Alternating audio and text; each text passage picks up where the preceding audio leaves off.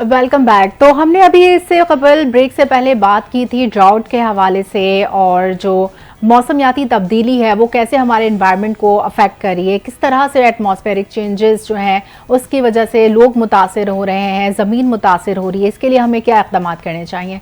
अभी हमारे साथ जो गेस्ट मौजूद हैं वो कमांडर नईम यूसुफ हैं, और वो NDA में पाकिस्तान डिज़ास्टर मैनेजमेंट के प्रोफेशनल फॉर्मर फायर चीफ हैं। अस्सलाम वालेकुम।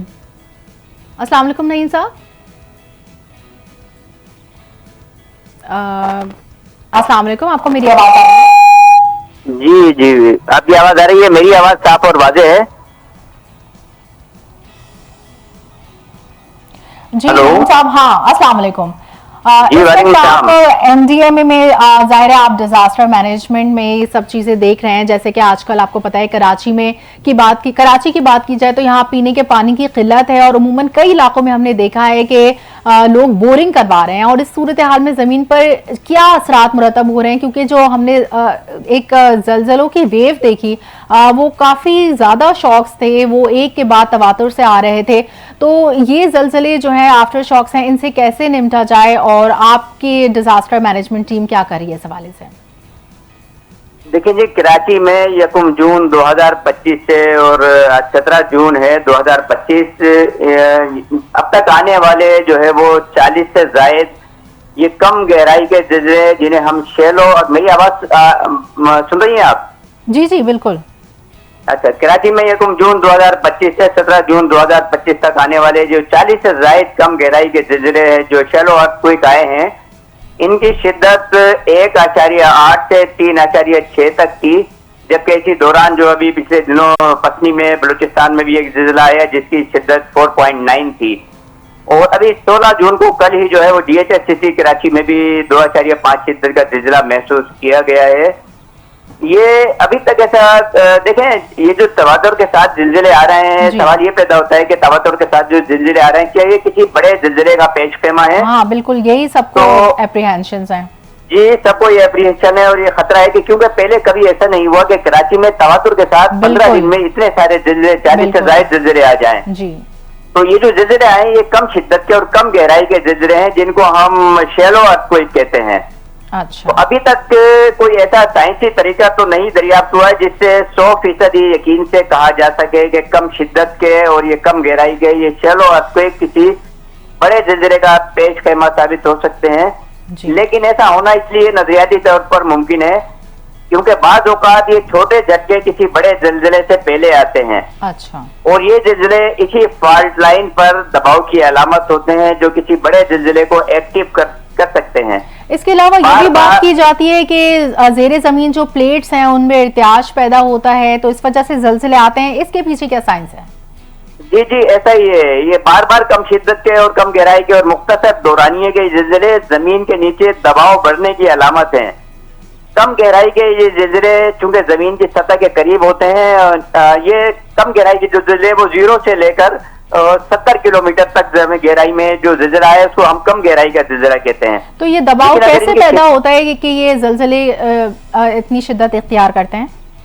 असल में जो जमीन के नीचे जो टेक्टोनिक प्लेट्स हैं, ये पहली बात तो है कि फॉल्ट लाइन जो होती है ना, ये जमीन की सतह पर ये वो दरारें या लकीर होती है जहाँ जमीन की दो बड़ी टेक्टोनिक प्लेट्स या जमीन की परतें आपस में टकराती हैं और रगड़ खाती हैं और फिर अलग हो जाती हैं। रगड़ खाने की वजह से इन प्लेटों के दरमियान जमा शुदा एनर्जी जब अचानक शिद्दत के साथ रिलीज होती है, बिल्कुल, तो फिर ये जिलजिला आता है। अब कराची के करीब जो है वो अहम फैक्टर ये है कि कराची के करीब जो है 3 अहम फॉल्ट लाइंस हैं। अच्छा। एक तो एक कैसर फॉल्ट जोन कराची के शुमाल में है, जो दूसरा है मकरान सबडक्शन जोन जो बलूचिस्तान के साहिली इलाके में है, और तीसरा इंडस फॉल्ट लाइन है जो सिंध के वस्त में है। जी। अच्छा, तो ये ज्यादा जो है वो यहाँ पर ज्यादा आप कह रहे हैं कि ये डेंजर जोन में है एक तरह से, ये ज्यादा वल्नरेबल हैं ये इलाके।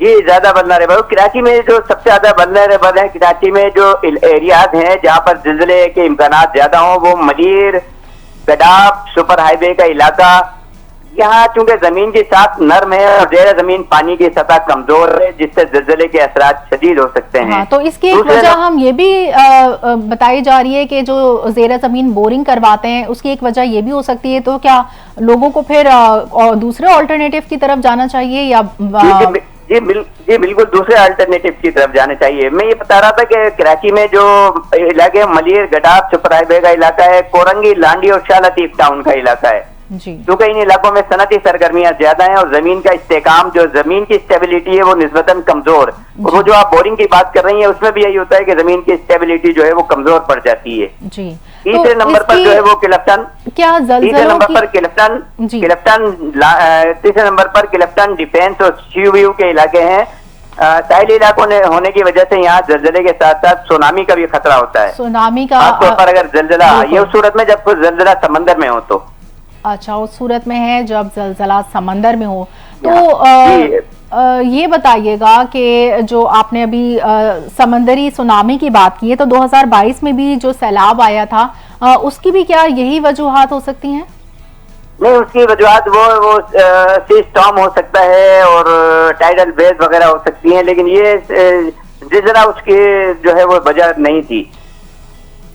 अच्छा, इसकी ये अगर ये जो तवातुर के साथ जिल्जिले जो कराची में आ रहे हैं, ये जमीनी जिल्जिले ना, ये जमीन पर आ रहे हैं, कम शिद्दत के, कम दौरानिये के, कम गहराई के, तो इससे जो है वो सुनामी का खतरा नहीं होता। सुनामी का खतरा उस वक्त होता है कि जब यही जिल्जिले सी फ्लोर पर आए, अगर समंदर की तह में ये जिल्जिले आते हैं और वो जिल्जिला भी, उसकी शिद्दत भी 6 पॉइंट से ज्यादा हो। अच्छा, ऐसा जिला जिसकी शिद्दत 5.6 से ज्यादा हो और वो समंदर की तह में हो, तो वो सुनामी क्रिएट करता है। अच्छा, मतलब जलजले की शिद्दत है वो 5 से ज्यादा होगी मैग्नीट्यूड, तो उस पर फिर सुनामी का खतरा है। अच्छा, ये जो आज हम ड्राउट डे मना रहे हैं, वर्ल्ड ड्राउट डे, तो क्या ये भी इनमें से एक वजह हो सकती है जलजला आने की? क्या जो खुश्क साली है, क्या ये भी एक वजह हो सकती है? नहीं, डाउट ऐसी कोई वजह नहीं है। उसकी मेन वजह इनकी सिर्फ ये होती है कि हमारी फॉल्ट लाइन जो है वो मुख्तलिफ हैं। जैसे मैंने बस आपको बताया कि कराची के करीब फॉल्ट लाइन है, केसर fault line, Makran subduction zone, Indus fault line, ये तमाम हमारी जो है वो फॉल्ट लाइन है। और फॉल्ट लाइन के करीब जो भी इलाके होते हैं उन्हें वो सेस्मिक जोन में आते हैं। और सेस्मिक जोन एक ऐसा इलाका होता है जहाँ जमीन के नीचे मौजूद फॉल्ट लाइन की वजह से जिल्जिले आने के इम्कानात ज्यादा होते हैं। असल में टेक्टोनिक प्लेट जो है ना, वो जमीन की बैरूनी सतह, जिसे हम अर्जी कशर या अर्थ क्रस्ट या लिथोस्फीयर कहते हैं, ये बड़े बड़े टुकड़े होते हैं जो जमीन के नीचे मौजूद नरम परत पर पैदा होते हैं। बल्कि इस तरह समझ लें कि जमीन की सतह एक मुकम्मल यकसा परत नहीं है, बल्कि ये कई बड़े और छोटे टुकड़ों पर मुश्तमिल है। अच्छा, जमीन के इन्हीं टुकड़ों को जो है वो हम टेक्टोनिक प्लेट कहते हैं। दुनिया में जो है बड़ी टेक्टोनिक प्लेट जो है वो African plate, Eurasian plate, North American plate, South American plate, Pacific plate और अंटार्कटिक प्लेट है। लेकिन अल्हम्दुलिल्लाह ये कराची ऐसी किसी बड़ी प्लेट की जद में नहीं आता। सही, ठीक है। अच्छा, ये भी बताइएगा हमें साथ में कि जैसे एनवायरमेंटल चेंज की वजह से जो ग्लोबल वार्मिंग है उसकी वजह से जो चेंजेस आ रहे हैं, तो उससे भी क्या जलजले के खतरात बढ़ सकते हैं? जी बिल्कुल बढ़ सकते हैं उससे भी। ठीक है, क्लाइमेट चेंज जो है वो, ग्लोबल वार्मिंग और क्लाइमेट चेंज दो अलग अलग चीजें हैं ये। अच्छा, तो ग्लोबल वार्मिंग से किस तरह से आ सकते हैं जलजले? हेलो, जी, ग्लोबल वार्मिंग से किस तरह से इसमें इंसान जो है वो, उसका एक अहम फैक्टर ये हो सकता है कि देखिए कितने बड़े पैमाने पर जो है वो ये दरख्तों की कटाई और अपनी जमीनों की हिफाजत ना करना, खुशहाली, वो ये तमाम फैक्टर्स जो है वो मिल के इंसान खुद अपने लिए जो है वो मसाइल पैदा कर रहा है। इसमें एक लोगों को चाहिए कि वो ज्यादा से ज्यादा दरख्त लगाएं और अपने जो हेलो जी, मैं यही पूछना चाह रही हूँ, जो ग्लेशियर्स पिघल रहे हैं ग्लोबल वार्मिंग की वजह से, क्या ये भी एक मेन रीजन हो सकते हैं जलजलों के आने की एक वजह हो सकती है? ग्लेशियर जो पिघल रहे हैं उसकी वजह से जो फ्लड आ सकता है, सैलाब आ सकता है उसमें, लेकिन ये जलजला इस ग्लेशियर पिघलने में से कोई फैक्टर नहीं है। ठीक है, इससे फ्लड आ सकता है। और आपने बताया कि जो बोरिंग है वो भी एक रीजन है कि जिसकी वजह से मलीर और कराची के कुछ एरियाज हैं जो कि वल्नरेबल हैं और वहां पर ज़लज़ले आ सकते हैं। गुलिस्तान है, इसमें एक एरिया मैं भूल गया था जो मैं आपको बता रहा था कि जैसे कुरंगी लांडी बताया मैंने, क्लिफ्टन डिफेंस, फेडरल एरिया, इसमें फेडरल एरिया, गुलिस्तान इकबाल और गुलिस्तान जोहर भी शामिल है। अच्छा। इन गुंजान, हाँ जी, इन गुंजान आबादी इलाकों में चूंकि बड़ी बड़ी बिल्डिंगे हैं, असल में ज़िलज़ला जब जंगल में अगर आए तो कुछ नहीं होता, लेकिन यही ज़िलज़ला जब शहरों में आता है तो बिल्डिंगे, बड़ी बड़ी बिल्डिंगे जमीन बोझ होती है और उसके नीचे जो लोग दब जाते हैं वो होता है ज़िलज़ला। वो ज्यादा खतरनाक इंसान के लिए होता है। अच्छा। कि जो इंसानी आबादी मुतासिर होती है। ठीक है। अच्छा, अब जैसे कि मॉनसून वेदर शुरू होने वाला है, उसमें बारिशें होंगी, तो उसमें क्या इक़दाम किए जाएंगे एनडीएमए की जानिब से ताकि कोई फ्लड की सूरत हाल पैदा ना हो और निकासी आपका प्रॉपर इंतजाम हो, क्योंकि आपको पता है हुकूमत तो कुछ नहीं कर रही है इस सिलसिले में। नहीं, ऐसा नहीं है। हुकूमत इसमें अपना किरदार अदा करती है और एनडीएमए अपना भरपूर किरदार अदा करती है। आप देखिए, जब से एनडीएमए बनी है उस वक्त से लेकर अब तक जितने भी कुदरती आफात का शिकार ये मुल्क रहा है उसमें बढ़ चढ़ कर हिस्सा लिया है। न सिर्फ एनडीएमए ने बल्कि पीडीएमए ने भी, और जो डीडीएमए जहाँ जब बनी हुई है, डिस्ट्रिक्ट डिजास्टर मैनेजमेंट, वो भी अपना असल में तो कुदरती आफात से निपटना जो है ना, वो सिर्फ किसी एक इदारे का काम नहीं है। बिल्कुल, ये एक नेचुरल डिजास्टर है। ये एक नेशनल जो है वो कहा है। इसमें कम्युनिटीज, देखिए कम्युनिटीज को, इदारों को मिलकर मजबूत तरीके से पॉलिसी बनानी चाहिए, कवायद कवानीन बने चाहिए। लोगों को कम्युनिटी को देखें, जब कोई कुदरती आफत आती है तो सबसे पहले मुतासिर होने वाला जो फर्स्ट रेस्पोंडर है वो उसी कम्युनिटी का वो शख्स होता है कि जो गाँव के किसी घर में या शहर में रहता है। तो और जैसे बाहर और दूसरे जो तरक्की याफ्ता ममालिक हैं, वहां पर लोग जो डिजास्टर मैनेजमेंट में दिलचस्पी लेते हैं, ड्रिल्स करते हैं, प्रैक्टिस करते हैं। उन्हें पता है कि सुनामी इवैक्यूएशन कैसे होगी, ड्रिल, आपको एक ड्रिल कैसे होगी, फायर ड्रिल कैसे होगी, और उनको किसी कुदरती कोई आफत आ जाए तो उनको अपने बच्चों के लिए, अपने बचाव के लिए उन्हें क्या करना है।